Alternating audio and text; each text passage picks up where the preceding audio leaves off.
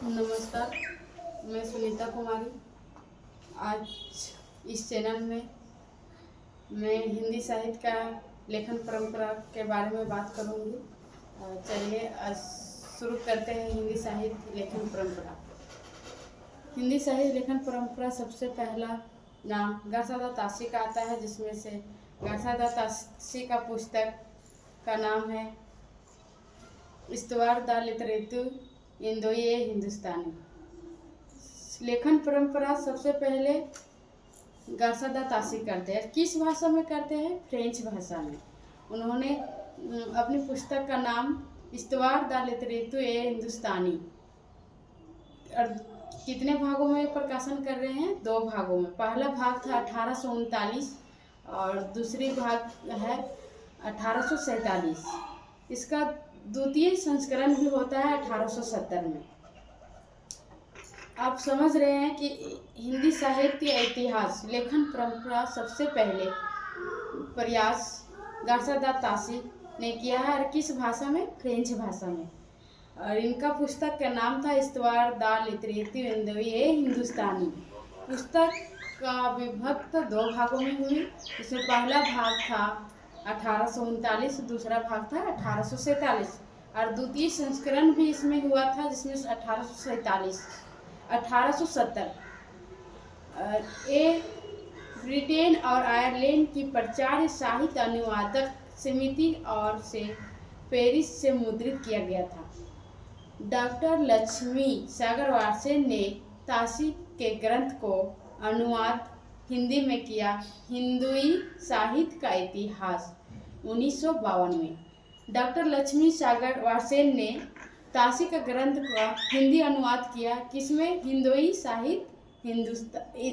साहित्य का इतिहास। कितने में? 1952 में। इन्होंने कवि का परिचय, जीवन परिचय 738 कवियों के दिए, जिसमें से 72 हिंदी के थे और बाकी बात सभी उर्दू के थे। उसके बाद दूसरा लेखन परंपरा शिव सिंह सेंगर का नाम आता है, जिसने अपने नाम से ही अपना पुस्तक को, अपना ग्रंथ लिखे थे। शिव सिंह सरोज। प्रकाशन वर्ष 1838 ईस्वी में। प्रकाशन संस्था नवल किशोर प्रेस लखनऊ में से हुई थी। और कितने भागों में? 24 भागों में। इन्होंने कवि का जीवन परिचय लगभग 838 कवियों का जीवन परिचय दिया था। उसके बाद महेश दत्त शुक्ल का नाम आता है। उनका ग्रंथ का नाम था भाषा काव्य संग्रह 1873 ईस्वी में। उसके बाद मिश्र बंधु विनोद का नाम आता है, जिसमें से 3 भाइयों ने मिलकर एक पुस्तक ग्रंथ लिखी थी, जिसमें से ग्रंथ का नाम था मिश्र बंधु विनोद। उनकी ग्रंथ के क्या नाम थे? मिश्र बंधु विनोद। इससे प्रथम 3 भाग 1913 ईस्वी में होती है और चतुर्थ भाग 1934 ईस्वी में होती है। उन्होंने लगभग 4591 कवियों का जीवन परिचय देते हैं। लगभग 5000 के कवियों का जीवन परिचय देते हैं। 5वां स्थान लेखन परंपरा में करीमुद्दीन का आता है, जिसमें से उनकी ग्रंथ है तज़किराए-ई-सुराई हिंदी 1948 में। इन्होंने कवियों का जीवन परिचय 1004 बताए हैं। इन्होंने कवियों का जीवन परिचय 1004 बताए हैं। उसके बाद महत्वपूर्ण विद्वान आते हैं ग्रियर्सन, जिन्होंने अपना ग्रंथ का नाम उन्होंने लिखा है the modern vernacular literature of Hindustan. इनकी ग्रंथ का नाम था the modern vernacular literature of Hindustan. और इन्होंने कवियों का जीवन परिचय 952 कवियों का जीवन परिचय देते हैं। और इनकी ग्रंथ का हिंदी अनुवाद डॉक्टर किशोरीलाल गुप्त ने किया है, जो हिंदी साहित्य का प्रथम इतिहास 1947 में। उसके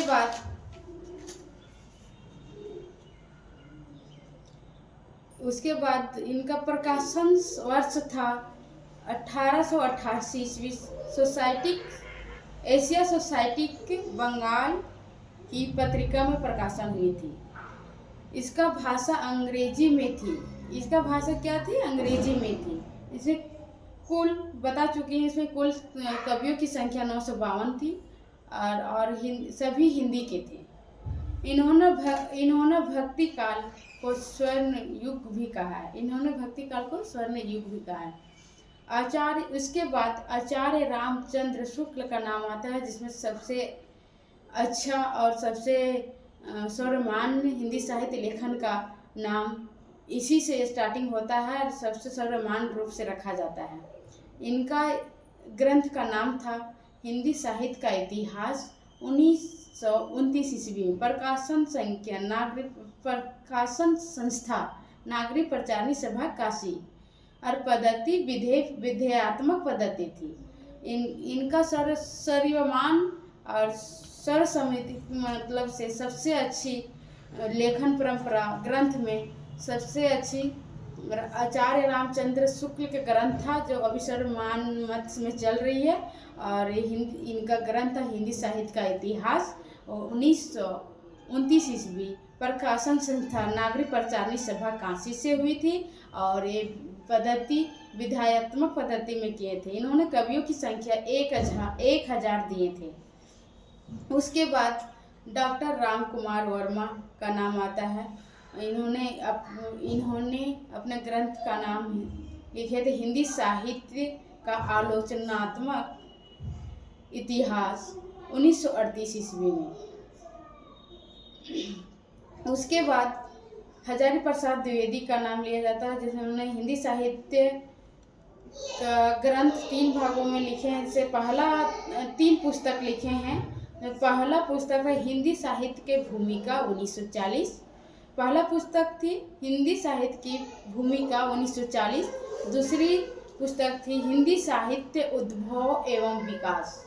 दूसरी पुस्तक थी हिंदी साहित्य उद्भव एवं विकास 1952 में। तीसरी थी हिंदी साहित्य का आदिकाल 1952 ईस्वी में। इन्होंने रचनाकारों का मूल्यांकन समाजशास्त्रीय दृष्टिकोण से अपनाया था और आदिकोण से अधिक ये अच्छे रहे और ये बहुत ही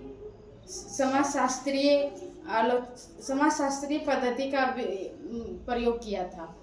आज का टॉपिक मेरा यही समाप्त होता है। Thank you. मेरा चैनल को सब्सक्राइब और लाइक कर दीजिए।